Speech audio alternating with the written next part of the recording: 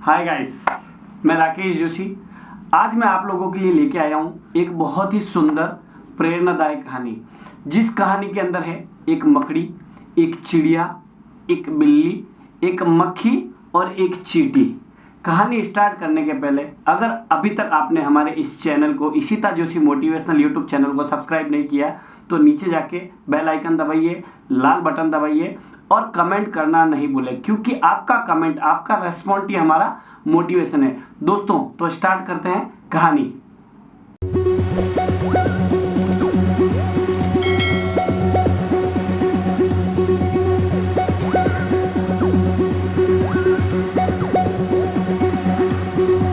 आज मैं आप लोगों को जो कहानी सुना रहा हूँ वो हमारे जीवन में हर पल कार्य में आती है, हर पल काम आती है, हर पल रिमाइंड करती है, हर पल हमें याद दिलाती है। हो सकता है ये कहानी आपने कहीं न कहीं कभी न कभी सुनी होगी, लेकिन मुझे लगता है आज मेरे को आपको ये कहानी सुननी चाहिए, क्योंकि इस कहानी के पीछे जो संदेश है, जो हिडन संदेश है, जो छुपा हुआ संदेश है, उसके बारे में हम इस कहानी के बाद में आज बात करने वाले हैं। तो दोस्तों, एक मकड़ी थी। जिस घर में मकड़ी रहती थी, मकड़ी ने सोचा मैं एक कोने में एक बड़ा सा बहुत विशाल सा जाल बना लेती हूँ और फिर पूरे जीवन उसके अंदर कीटाणु, छोटे छोटे जीव आके और फंसते रहेंगे और वो आराम से, उसके विचार थे मैं आराम से भोजन करती रहूंगी और मेरा बचा हुआ जीवन आराम से निकलता रहेगा। तो उसने ऐसा ही किया, एक कोने के अंदर जाके और जाल बनाना स्टार्ट किया। उसने काफ़ी मशक्कत की, वो जाल बुनते जा रही थी, जाल बुनते जा रही थी, जाल बुनते जा रही थी। उसने आधे से ज़्यादा 60 से 70% जाल बुन लिया था और बुनने के बाद में तब तक उसकी नज़र पड़ी एक बिल्ली के ऊपर। उस रूम में, उस कमरे के अंदर एक बिल्ली भी बैठी थी और जैसे ही मकड़ी की नज़र पड़ी बिल्ली के ऊपर तो बिल्ली रानी सयानी, वो बिल्ली उस मकड़ी के ऊपर हंस रही थी। तो उस मकड़ी ने बोला, बिल्ली आप मुझे देख के हंस क्यों रहे हैं?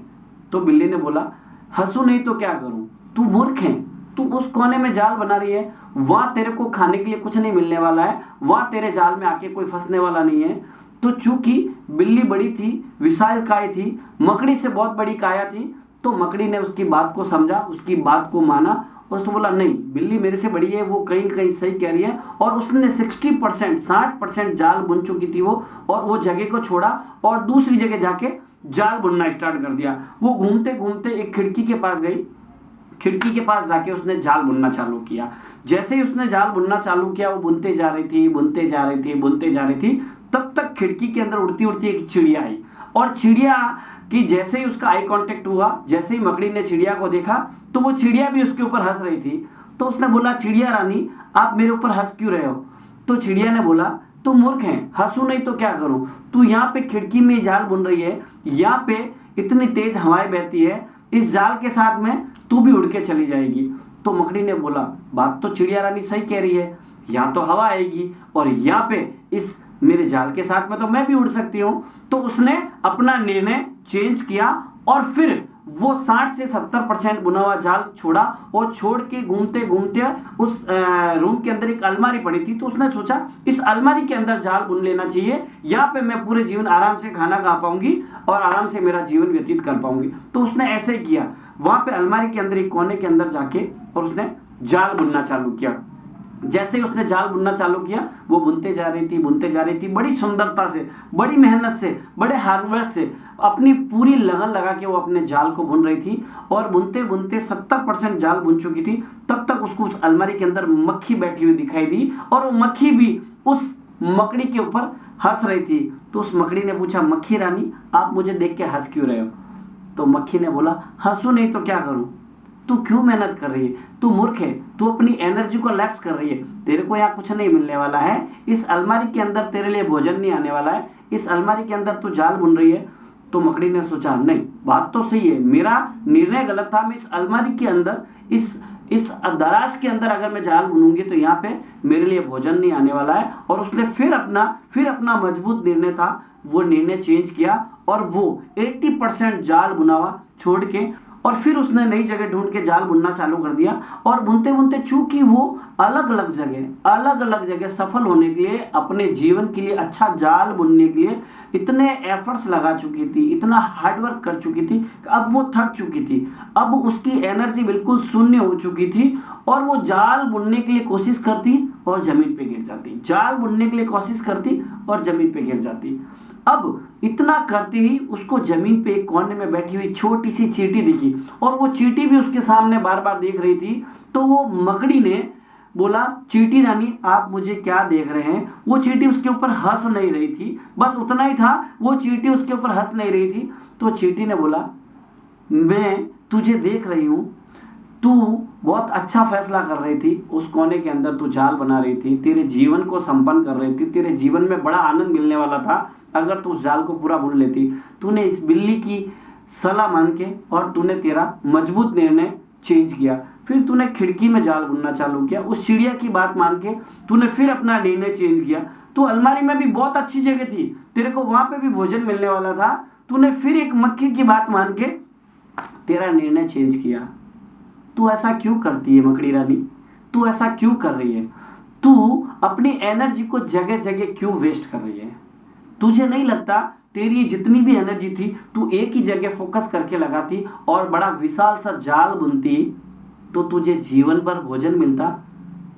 तो मकड़ी ने सोचा, बात तो ये छोटी सी चींटी सही कह रही है, लेकिन चूंकि वक्त बहुत हो चुका था, अब उस मकड़ी की एनर्जी बिल्कुल शून्य हो चुकी थी, वो जीरो हो चुकी थी, उससे बिल्कुल भी वर्किंग नहीं हो रही थी, उससे बिल्कुल भी कार्य नहीं हो रहा था। अब वो मकड़ी रानी चींटी को कह रही थी, मेरे अंदर एनर्जी नहीं है, मुझे बहुत भूख लगी है, क्या मुझे आप खाना लाके दे सकते हो?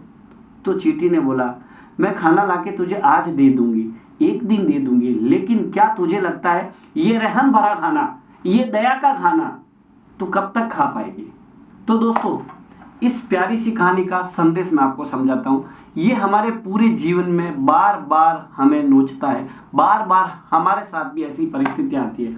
दोस्तों, अगर आप डायरेक्ट सेलिंग में, आप नेटवर्क मार्केटिंग में, अगर आप बिजनेस में, चाहे आप ट्रेडिशनल मार्केट में, कहीं आप तो ऐसा नहीं कर रहे हैं। आप अपना अच्छा फैसला, सुंदर फैसला, मजबूत फैसला कुछ लोगों के कहने पे बार बार चेंज कर रहे हैं, बार बार आप अपना सिस्टम चेंज कर रहे हैं, बार बार आप कुछ कंपनीज चेंज कर रहे हैं, बार बार आप कुछ प्रोडक्ट बेचना चेंज कर रहे हैं, बार बार आप अपने मजबूत फैसलों को कुछ लोगों के कहने पे, एक तुच्छ बिल्ली के कहने पे, एक तुच्छ चिड़िया के कहने पे, एक तुच्छ मक्खी के कहने पे, यानी आप समझ पा रहे हैं, जिन लोगों की जो आपको सलाह देते हैं वो शायद हो सकता है आपके सामने कुछ नहीं हो या बहुत कुछ हो, उन लोगों की सलाह मान के आप अपना मजबूत निर्णय परिवर्तन तो नहीं कर रहे हैं।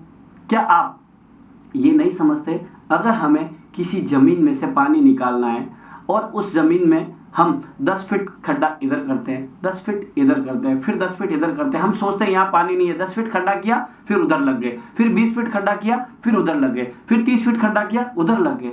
आपको क्या लगता है? फिर हम बदनाम करते हैं उस जमीन को, उस खेत को, कि इस खेत में तो पानी नहीं है। नहीं, ऐसा नहीं होता। अगर ये पूरी एनर्जी आपने एक ही जगह लगाई होती, आपने 100 फीट खड्डा खोदा होता, तो 100% आपको वहां पे पानी मिलने वाला था और आपके जीवन भर के लिए वहां पे पानी की व्यवस्था होने वाली थी। पानी का मीन्स आप समझ रहे हैं ना? अगर आपने एक ही कंपनी के साथ, एक ही स्वदेशी कंपनी के साथ अपने आपको समर्पित किया होता, उस सिस्टम को समझा होता, उस सिस्टम के साथ में, उस सिस्टम को समझते हुए, ट्रेनिंग सपोर्ट सिस्टम को लेते हुए अगर आपने कार्य किया होता या आप कार्य करने वाले हैं, तो आप 100% सफल होंगे। ये मेरा छोटा सा संदेश याद रखना दोस्तों। और अगर आपको यह प्रेरणादायक कहानी अच्छी लगी हो तो आप कमेंट करके मुझे जरूर बताना।